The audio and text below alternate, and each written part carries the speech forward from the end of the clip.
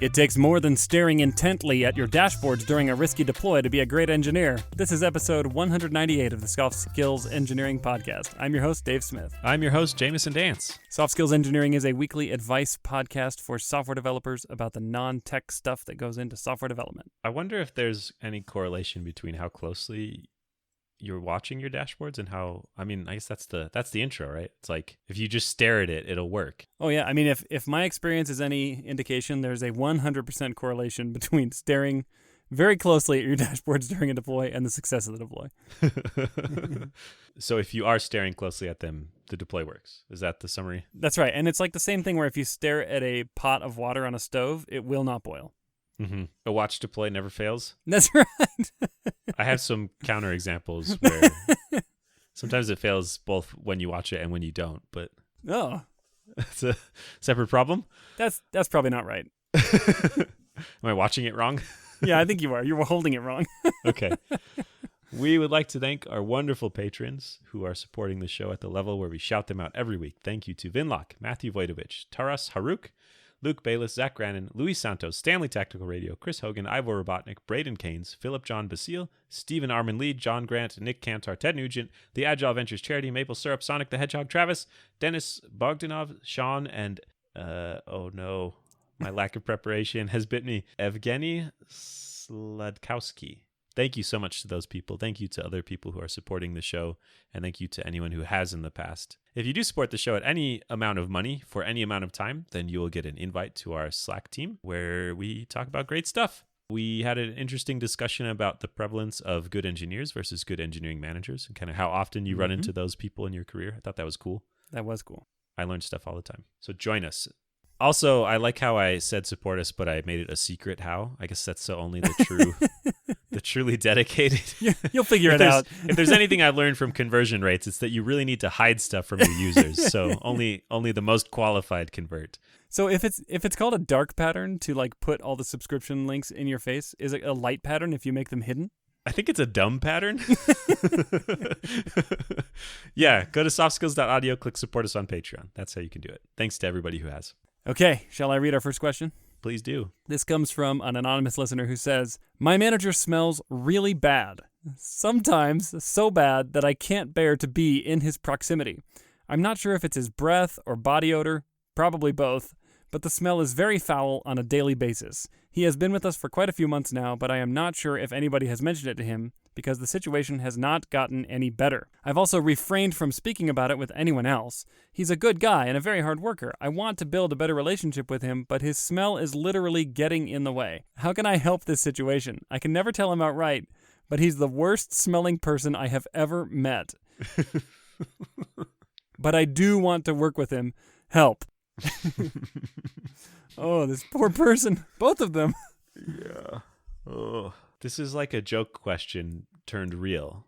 I feel like when I tell people about the show, the fake example I give for the kinds of questions we get is like, my coworker is Stinky, what do I do? Right, and here it is. This is worse, because what you would do if your coworker is Stinky is try to confront them, but also try and talk to your manager about it. But it is your manager. It's your manager. Oh, man. This is super tricky. But thankfully, we can look to history for an answer, which is we can do like they did in the 1500s where everybody was stinky.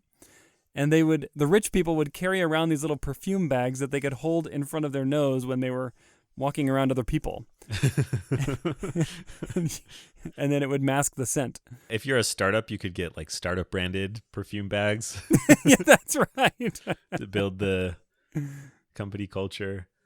Branded swag is an important part of startup culture. Yes, yes, it is. So your manager may be the worst smelling person you have ever met, but it's possible they would have been the best smelling person alive in the 1500s. That's true. Actually, hang on one second. I got to grab a book from my shelf.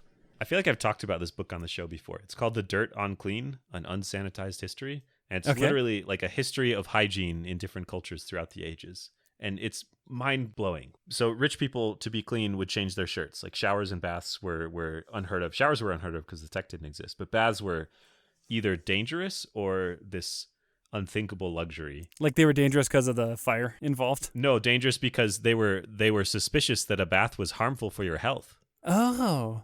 Okay. It was like washing away there was some idea that it would like your skin would build up this natural barrier against bad vapors or something, and if you wash it, then you're like clearing away this barrier and you're more exposed to disease. Okay. I mean, disease was like the term they didn't have, but bad stuff. Yeah, bad things like spirits. Anyways, this isn't directly related, except that it gave me more perspective on stinkiness and like the changing attitudes towards stinkiness. And this idea that like people smell like soap and that's what a person smells like is fairly modern. Oh yeah. To some extent an invention of soap companies. That's, that's right. The natural smell of people is horses. Yeah. But I mean, unless you want to change the whole culture, like that's the culture you live in, so well, that might be easier than confronting your manager about the that's smell. True. It depends how conflict averse you are. Yeah. Maybe it is easier to change your whole team, change their whole hygiene habits for the worse than ask this one person to have better hygiene habits. Maybe they've got a really good reason for it. Like, okay, let's just assume that the root cause here is they don't take showers, and maybe they're like super eco-friendly, saving water, saving energy. Yeah. And it's like, then you could comfort yourself knowing I'm putting up with this smell, but the carbon footprint of this guy is so small. As you take your daily 30-minute hot shower. Like, yeah. Thanks, manager. Without you, I'd only be able to take a 15-minute hot shower today. Exactly. Oh, a good guy and a very hard worker. It's been around. I'm not sure if anybody has mentioned it to him. This is horrifying. Yes. And the longer it goes on, the weirder it's going to be when someone mentions it to him yes. for the first time. Yes. So true. There are some cultural aspects to smell. Like some cultures, I guess, are less afraid of natural human body odor than others. But True. I don't know where this person is coming from. I'm assuming it's the U.S. because in the U.S. we're terrified of people smell. We are. No one can smell like people. Yeah, you got to smell like deodorant. You got to smell like perfume. You have to smell like cinnamon cookies. That's so funny you put it that way, that no one's allowed to smell like people. I love that. It's so true. That is so American. Unless you work from home, and then my office has an odour. It's an organic fragrance. Yeah, it's low carbon footprint for that fragrance because all I have to do is exist. Unless the fragrance comes from like the 4 giant monitors I have running, which carbon footprint of those is probably a bit higher. A bit higher. Yeah, what do you do? I think everyone's probably yelling at their phone right now saying, just tell him. But look, if you're conflict averse, you could change stuff about yourself. We already said you can hold a little perfume baggie to your nose, but what if you just killed your sense of smell? Like, I mean, like, for example, I've heard that if you were like stripping finish off of wood, if you use too high of a concentration, like you will permanently kill your sense of smell. Huh. That could be a real win. That here. could be a feature. Yeah. Get into woodworking, strip some finish off some wood, and then never smell your manager again. So, does cocaine kill your sense of smell? Yeah, it does. Cocaine damages the nasal passages. Okay. Now, Google knows a little bit more about me because I Googled cocaine effect on sense of smell. This is what incognito mode is for. Well, then they know Jamison went into incognito mode to Google cocaine effect on sense of smell. It's just a flag. Yeah. He really doesn't want us to know this. That gets routed right to the blackmail folder. So that's an option that has some trade-offs. That's putting it lightly. Yeah, is there any way beyond just talking to him about it? I wish there was. I mean, yeah, I don't think there is. So again, if it was a coworker and maybe you talked to him about it and it didn't work out, you go to the manager. If you went to your boss's boss and said, hey, my boss smells bad, like, it's not great. Yeah, I don't know that. I'll tell you what, though. I'm just going to keep playing the conflict averse card here. Okay. And say you don't have to talk to him about it. When I was a kid, we had horses as part of my family business. And every year or so, the farrier would come. Those of you who are equestrian heads will know that the farrier is the person who trims horse hoofs and puts new horseshoes on the horse's feet. Mm-hmm. Obviously, I'm not an expert. As an experienced farrier yourself. And I got to tell you, look, horse barns, they don't exactly smell good day to day, but when the farrier comes, holy cow, it smells bad. So bad. Like, I would walk through the barn and like tears would flow from my eyes and I would like retch in my mouth. It was so bad. Because the farrier was stinky? No, the horse hoof clippings. Huh. Like, have you ever clipped your toenails and said, "Oh, that smells bad"? No. What? Oh, wait, really? No. Oh boy. This just do we have to edit this out? This just got a little embarrassing. You've never clipped your toenails and thought, that stinks. I'll check next time. Okay, well, my kudos to you for the hygiene because I'm impressed. Listen, you know that story in the Bible about how Samson never cut his hair and became very strong? Oh, yes. I'm like that, but with toenails. Okay. So Oh, I see why now. maybe one day I will clip them for the first time. Well, I'll discover the smell. for those of our listeners who have ever smelled a yucky toenail smell, multiply that by like 10,000, and that's what a horse's toenails smell like when you clip them. Because remember, horses stand in dirt all day, and sometimes they step on their own poop. Anyway, it's so bad. But this guy, this was his 40-hour-a-week job. All day, every day. He just got used to it. And so my point in bringing up the farrier is that you can adapt to some pretty bad smells. So maybe you just need to spend more time with your manager. Yeah. Like schedule an offsite, and sit right next to him, spend all day. By the end of the day, you won't be able to smell him anymore. And maybe you'll start to smell a little like him. If you can't And beat that's him, a metaphor join him. for how you kind of come together a little bit. Yeah. That's the thing our brains do, right? Don't they filter out like repeated signals? Mm-hmm. Yeah, you become desensitized. Yeah. I mean, that could work. I mean, like, I knew that what we were going to be inclined to say was, what can you do to change my manager? But I kind of wanted to take a different tack here and to say, like, what can I do to change myself? Yeah. But really, you have to talk to him. Like, I don't know.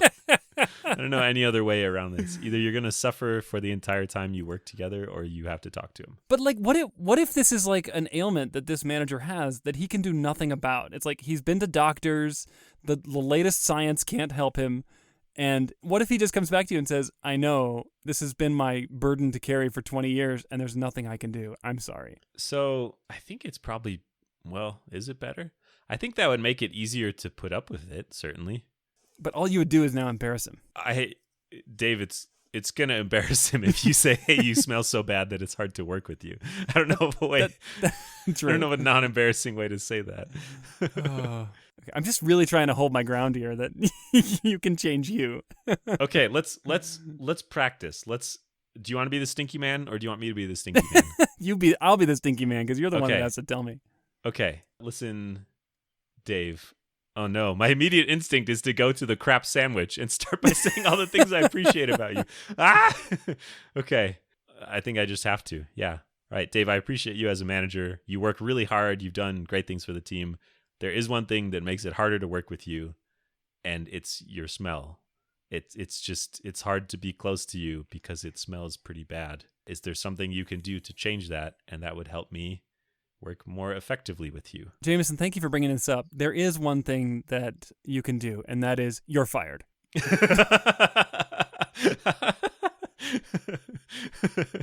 Go work in a better smelling place. Oh boy. Yeah, I don't... You see, that didn't go well at all. It didn't go well at all. Oh, I'm regretting all my instincts. Smell is such like a personal thing. Like normally when you're giving feedback about work, giving feedback to people can be hard for some folks. Yeah. When it's work related, when it's like you did not fill out this you didn't write this report in a clear way or whatever the thing is. But if it's like about you as a person, well, that's even trickier. But I don't see a way around it besides approaching them about it. Yeah. Maybe it would help to preface it and say, hey, this is kind of awkward. I'm not sure of like a non-embarrassing way to say this, but it is, I can't even role play it without getting awkward. There's a certain odor about you that is stinky. Like, yeah, I think your goal, if you're going to do that, I think your goal needs to be to minimize the duration of this conversation, get in, deliver the news, and get out as soon as you can. Because the last thing you want is for this to drag out. Yeah, that's a good point. The longer you're there, the worse it's going to smell, but also Yeah, don't worry, you're naturally going to want to get out anyway. Yeah, it's like you have to rip a Band-Aid off. Yeah. And if you're agonizingly hair by hair pulling it off, Yeah. it's going to be worse. That's right. Maybe you do it like when you're walking opposite directions towards each other in the hallway. And there's that normal like, hey, how's it going? You say, great. And then you walk by. They say, hey, how's it going? You say, great. Hey, you smell really bad. It's hard to work with you. And then you keep going. Like, zoom. You're just gone. And it can't. So you're saying create a situation where you can do the whole conversation in one breath without inhaling. Yeah.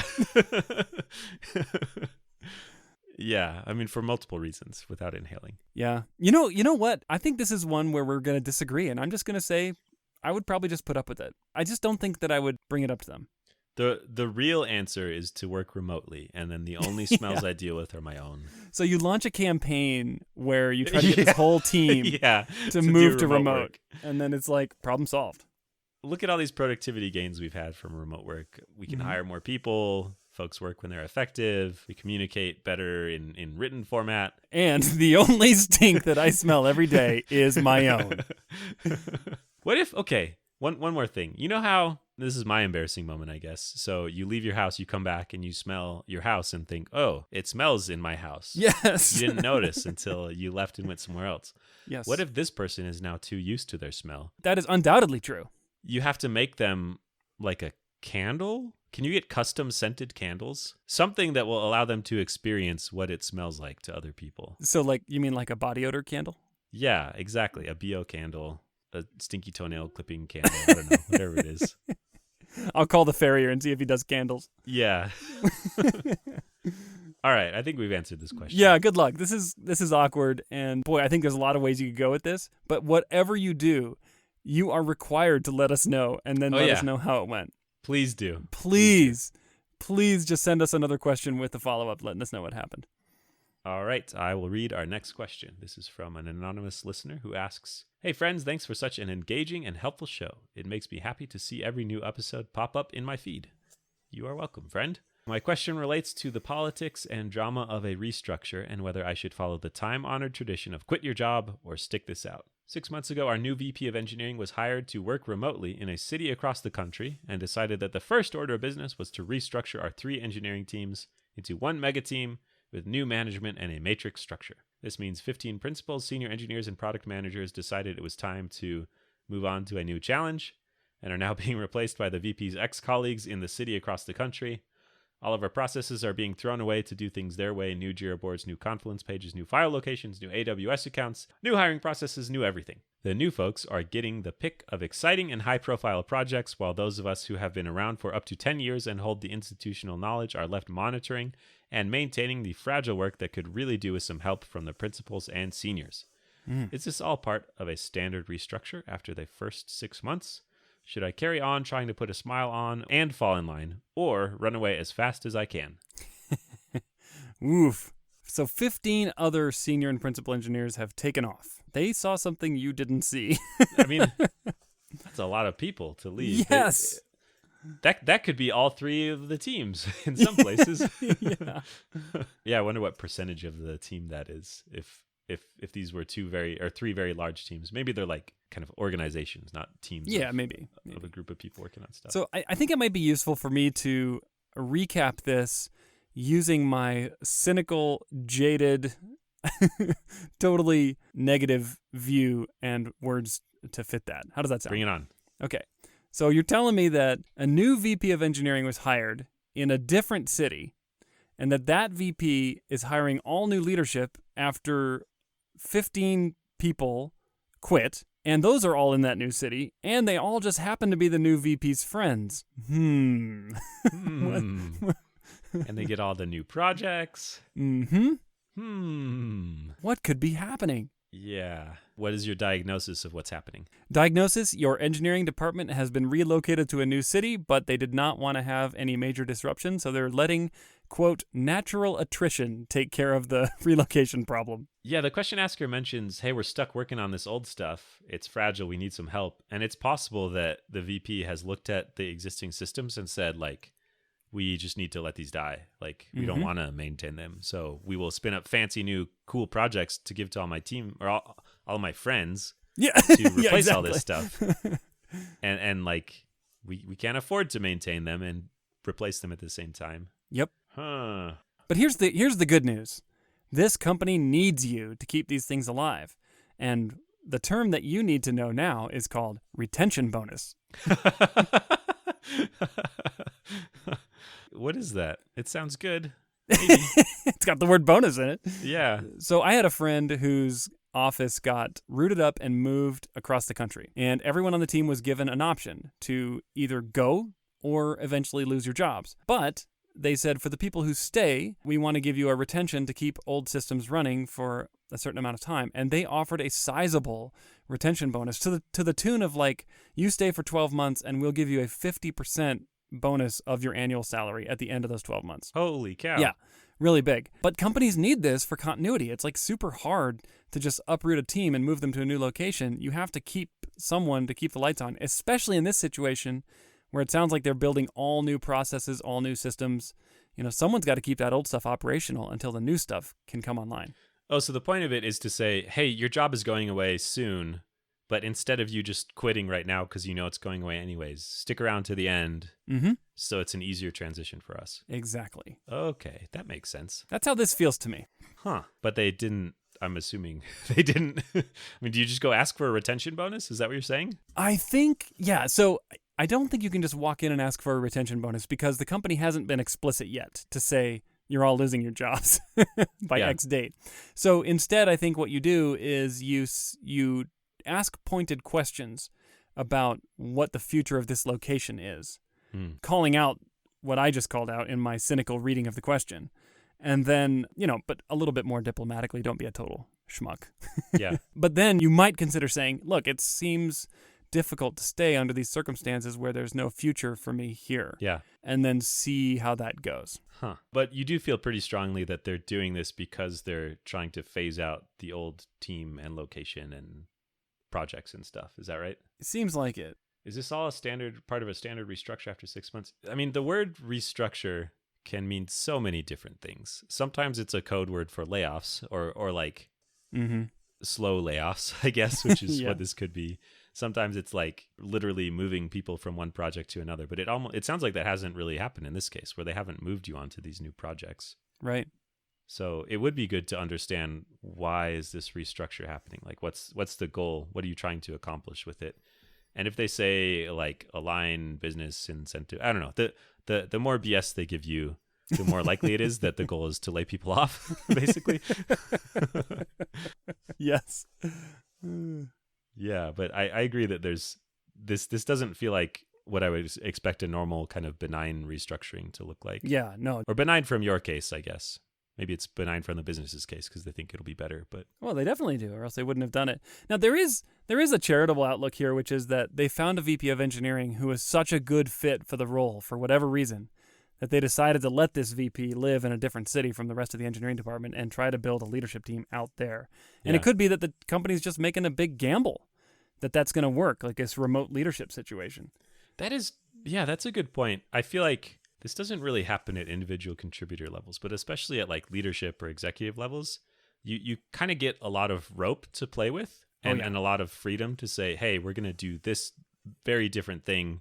And the consequence is it's much easier if that goes wrong to get fired and to totally ruin the company and stuff. But like, it doesn't seem outrageous that they would say, hey, we trust this person and they want to make this big change. And like, that's part of why we hired them, to be this visionary and leader of the engineering organization, etc.